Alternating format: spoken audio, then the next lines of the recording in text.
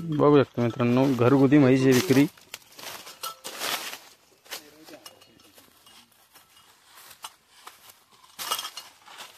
दहा दिवस बाकी दिला अजून.